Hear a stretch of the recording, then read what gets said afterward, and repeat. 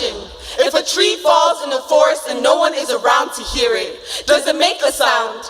Did it ever fall? Was it ever really there? My family does not believe the black can be broken. Or rather, black can't afford to be broken. I see myself tremble at the sound of my mother's voice. This is my first lesson in staying grounded. My father's holy water burns as it silences my tongue. This is my first lesson in being a child of God. I feel the pressure of the razor against my forearm as I quiet my tears. And ever since I've known the virtue of silence. I hear my cousin break down after trying to commit suicide for a third time this month. And here's where I learned to be comfortable with letting go. In our families, mental illness means being weak of mind. Means you've already said too much. Means no reason to go to church. Means looking for an excuse to stop living. So when I tell my mother I don't want to be alive anymore, she tells me to hush. Fact, 99% of a tree is made up of dead cells. Only 1% is alive at any given time. Some days my family is so dead inside, it's as if generations of trauma have buried themselves in my soul.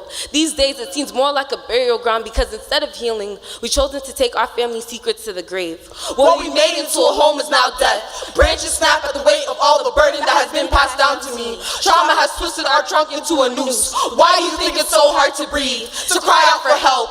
Facts. The environment around trees can cause them to choke and die. Meaning love surrounds our family tree. Therefore, the hurt is out of love and expect us to be thankful. The confused hardening for healing. Denial for delivery. Prayer for protection. As if God saved us from ourselves. Still, my father took it upon himself to be our savior. We burned a cross into my siblings' backs. Water turned wine, drowning our lungs. I sanctified our skin. Why can't my father forgive me? Shouldn't the Son of God know how to save his own daughter? Facts. Crown shyness is the phenomenon in which the crowns of fully stocked trees do not touch each other. Meaning my family has never been close. Distance and science have become more comforting than closeness. With the lack of awareness comes a lack of empathy. It was at 14 that I first became acquainted with mental illness. See, trauma slowly...